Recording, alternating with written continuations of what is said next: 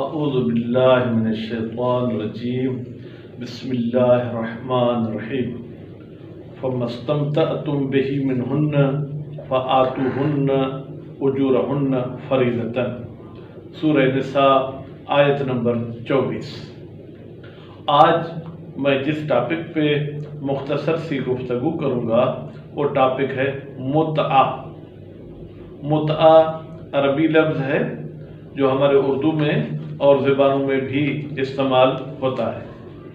متعے کا مطلب کیا ہے اور متعہ کس فقہ میں جائز ہے اور متعہ کو کس نے منع کیا تھا اور کس نے پابندی لگائی تھی؟ تو شیعہ عقیدے کے مطابق متعہ بھی ایک قسم کی شادی ہے۔ جس طریقے سے آپ گوشت کھاتے ہیں، کوئی ریڈ گوشت ہوتا ہے، کوئی وائٹ گوشت ہوتا ہے، لیکن دونوں گوشت ہوتے ہیں، اسی طریقے سے انسان بالغ ہونے کے بعد اپنی ضرورت جو پوری کرتا ہے وہ نکاح دائمی کے ذریعے بھی پوری کر سکتا ہے اور متعہ کے ذریعے بھی پوری کر سکتا ہے۔ متعے کا آسان اردو میں اگر میں مطلب بتاؤں یعنی عارضی شادی۔ جس طریقے سے آپ کسی شہر میں جانا چاہتے ہیں، یا تو اپنا گھر خرید لیتے ہیں یا اپنا گھر کرائے پہ لے لیتے ہیں، تو اب کرائے پہ لیتے ہیں تو بھی آپ کے رہائش کا مسئلہ حل ہو جائے گا، اگر مستقل طور پر خرید لیتے ہیں تو بھی آپ کا مسئلہ حل ہو جائے گا۔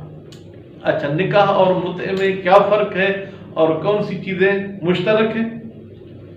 جو چیزیں مشترک ہیں، جس طریقے سے نکاح کرنے کے لیے ضروری ہوتا ہے کہ وہ عورت نکاح کرنے والے کے لیے حلال ہو، وہ عورت کسی اور کی بیوی نہ ہو، اگر وہ عورت کنواری ہے تو اس کے والد یا دادا کی اجازت ہو، تو اسی طریقے سے متعے میں بھی اس عورت کے ساتھ متعہ کیا جا سکتا ہے جس کا شوہر نہ ہو۔ نہ ہو کا مطلب یہ ہے کہ وہ غیر شادی شدہ ہو، طلاق یافتہ ہو یا بیوہ ہو۔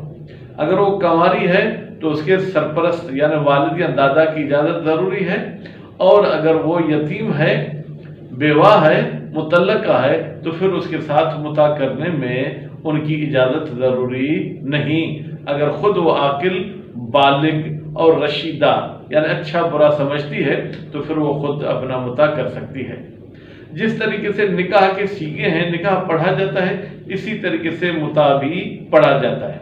جس طریقے سے نکاح میں حق مہر طے کی جاتی ہے، اسی طریقے سے متعہ میں بھی ہم اس کو حق مہر کہیں یا اجرت وہ طے کی جاتی ہے۔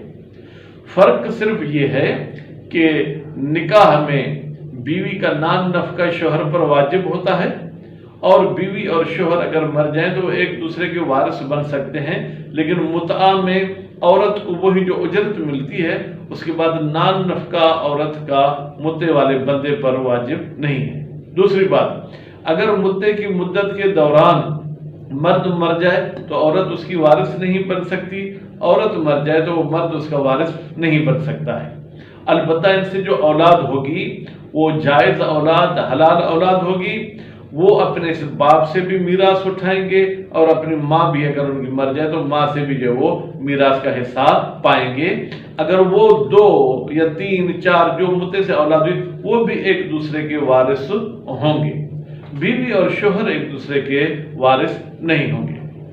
نکاح میں بھی جیسے نکاح ختم ہو جائے تو عدت ضروری ہوتی ہے، تو متعہ بھی جب مدت ختم ہو جائے تو پھر عدت ضروری ہے، وہ عورت عدت گزارے، عدت گزارنے کے بعد پھر وہ کسی اور کے ساتھ دائمی نکاح یا متعہ کرنا چاہے تو کر سکتی ہے۔ اچھا، اب متعے کے بارے میں شیعہ تو سب کے سب متفق ہیں کہ رسول اکرم سے لے کے آج تک متعہ جائز ہے، یہاں تک کہ حضرت علی علیہ السلام نے کہا کہ اگر دوسرے خلیفے عمر صاحب متعے کی منع نہیں کرتے تو کوئی بدبخت زنا کر سکتا تھا، باقی نہیں تو کوئی اور زنا نہیں کرتا۔ تو ہمارا عقیدہ یہی ہے کہ شادی کرنے کے لیے بہت ساری رکاوٹیں ہوتی ہیں، کبھی تعلیم رکاوٹ ہے، کبھی تجارت کا سفر رکاوٹ ہے، کبھی انسان کے پر ذاتی معاملات رکاوٹ ہیں، تو ہم کہتے ہیں کہ متے والا راستہ کھلا ہے تاکہ اس سے انسان اپنی ضرورت پوری کر سکے. مرد کی بھی یہ ضرورت ہے، عورت کی بھی ضرورت ہے، یہ ضرورت پوری کر سکتے ہیں. لیکن اگر ہم متے کا دروازہ بند کر دیں گے تو پھر اس سے برائی اور فحاشی کا راستہ کھل جائے گا. جبکہ قرآن مجید میں یہ آیت بھی میں نے آپ کے سامنے پڑھی، سورہ نساء آیت نمبر 24، کہ جن عورتوں سے آپ نے متع کیا ہے، جن عورتوں سے آپ نے متع کی لذت حاصل کی ہے، تو آپ ان کو ان کی اجرت دیں. یہ اجرت دینا فرض ہے. اب یہ رسول اکرم کے زمانے سے لے کے ابھی تک یہ آیت اپنی جگہ پر باقی ہے. ہمارے عقیدے کے مطابق یہ منسوخ نہیں ہوئی. ہمارے برادران اہل سنت میں سے بعض کہتے ہیں کہ رسول اکرم کے زمانے میں متع جائز تھا، پھر انہی کی زندگی میں متع والی آیت نسخ ہو گئی. بعض کا یہ کہنا ہے کہ نہیں، دوسرے خلیفے نے کہا تھا متعتان محللتان فی زمن رسول اللہ وانا احرمہما واعاقب علیہما. 2 متعے رسول کے زمانے میں حلال تھے اور میں ان کو حرام کرنے والا ہوں، اور جو اشخاص بھی ان 2 متعوں کو انجام دیں گے میں ان کو سزا دوں گا. اب دیکھیں دوسرے خلیفے صاحب بھی اعتراف کر رہے ہیں کہ رسول کے زمانے میں حلال تھے، میں ان کو حرام کر رہا ہوں. ہمارا عقیدہ یہ ہے کہ حلال محمد حلال الی یوم القیامہ، حرام محمد حرام الی یوم القیامہ. تو نبی کی حلال کردہ چیز کو ہمارے عقیدے کے مطابق کوئی حرام نہیں کر سکتا. جو آیت نبی کے زمانے میں نازل ہوئی، نبی کے زمانے کے بعد اس کو کوئی نسخ بھی نہیں کر سکتا ہے. پر ہر ایک اپنے مسلک کے مطابق چلے، وہ اس کا مسئلہ ہے. لیکن شیعوں کے نزدیک متع قرآن مجید کے روح سے، روایات کے روح سے جائز ہے، اور اس میں کسی قسم کی کوئی قباحت نہیں ہے. بہت سارے صحابہ بھی ایسے ہیں جنہوں نے متع کیا تھا.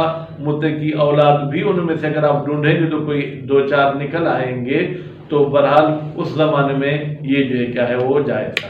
حتیٰ کہ دوسرے خلیفے کے بیٹے ہیں جناب عبداللہ صاحب، ان سے ایک شامی نے پوچھا کہ کیا آپ متع کو جائز سمجھتے ہیں؟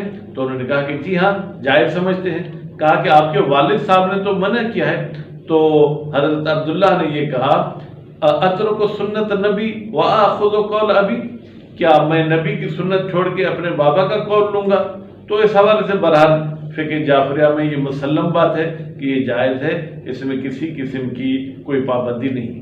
البتہ کچھ لوگ متع کے عنوان سے مرد ہو یا عورت اگر غلط فائدہ اٹھاتے ہیں، مثلا کوئی عورت ہے جو عدت پوری نہیں کرتی، ہر روز کسی نہ کسی مرد کے ساتھ متع کرتی ہے، تو یہ جو قانون سے غلط استفادہ کرتے ہیں ان کے گلے سے پکڑنا چاہیے، نہ کہ قانون کو ختم کرنا چاہیے. قانون اچھا ہے، قانون اپنی جگہ پہ باقی رہے.